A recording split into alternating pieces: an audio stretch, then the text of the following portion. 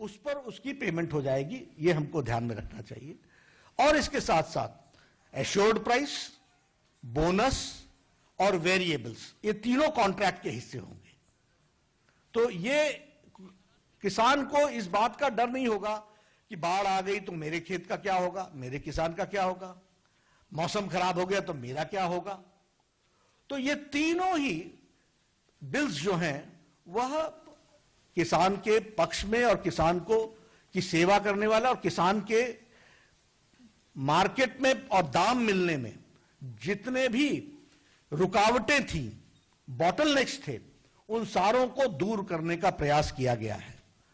और मैं इसके साथ साथ ये बताना चाहता हूं, आज कांग्रेस पार्टी इन बिलों का विरोध कर रही है। इसका दोहरा चेहरा है। यह हमेशा हर चीज में इनका काम राजनीति करना है। कांग्रेस को सिवाय राजनीति के और कुछ नहीं आता। यही कांग्रेस थी जिसने 2013-14 में यूपीए की सरकार में अपनी स्टेट गवर्नमेंट्स को, उस समय कर्नाटक में, असम में, हिमाचल प्रदेश में, हरियाणा में, मेघालय में फूड और वेजिटेबल्स को इसने एपीएमसी से डी नोटिफाई कराया था। एग्रीकल्चर प्रोड्यूस मार्केटिंग कमेटी से बाहर इन्होंने डी नोटिफाई कराया था।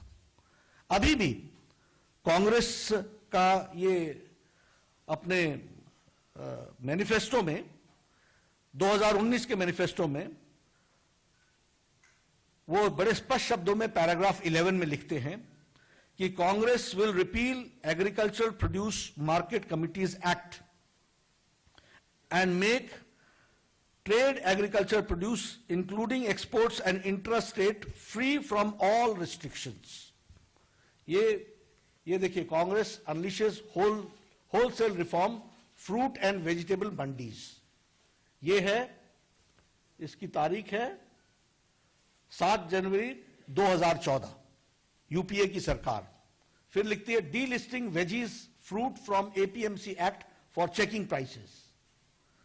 और उसके बाद अपने मैनिफेस्टो में 2019 में लिखती है Congress will repeal the agriculture produce market committees act and make trade agriculture produce including exports interstate trade free from all restrictions.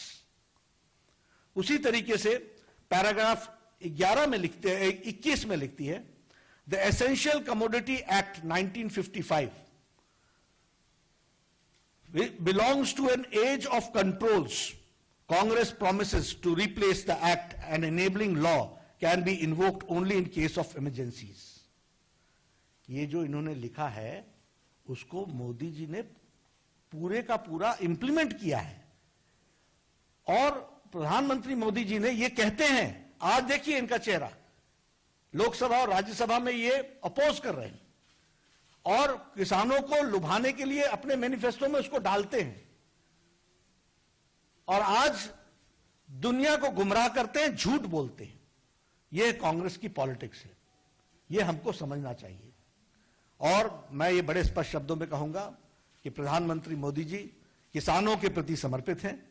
ये तीनों ही बिल किसानों को नई आजाद हवा देने का काम कर रहे हैं। जिस बिल की बात बीजेपी अध्यक्ष जेपी नड्डा कर रहे हैं उसमें से 2 बिल आज